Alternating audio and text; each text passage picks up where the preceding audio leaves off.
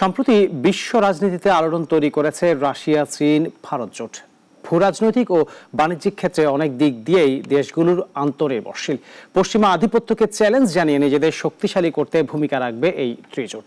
বিস্তারিত জানাচ্ছেন শাশ্বতী সরকার।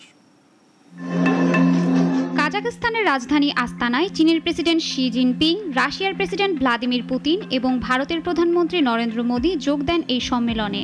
Shanghai cooperation অর্গানাইজেশনের সম্মেলনে এক মঞ্চে দেখা যায় এই শীর্ষ নেতাদের।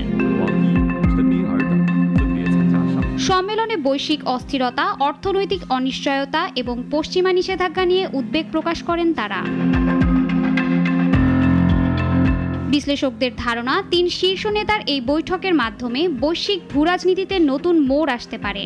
পশ্চিমা আধিপত্যকে চ্যালেঞ্জ জানিয়ে ক্ষমতা ভারসাম্য করতে নতুন জোট বাঁধতে যাচ্ছে এই তিন শক্তি। একসময়ের আঞ্চলিক নিরাপত্তা ভিত্তিক জোট এসসিও এখন ক্রমশ পশ্চিমা জোটগুলোর বিকল্প শক্তি হিসেবে নিজেদের অবস্থান স্পষ্ট করছে। চীন, রাশিয়া সক্রিয়ভাবে সমান্তরাল সহযোগিতার কাঠামো গড়ে তুলতে চাইলেও দুই দেশের অবস্থানকে সরাসরি সমর্থন করা থেকে বিরত থাকে ভারত। তবে আঞ্চলিক সহযোগিতার গুরুত্ব পুনর্ব্যক্ত করেছেন প্রধানমন্ত্রী নরেন্দ্র মোদী।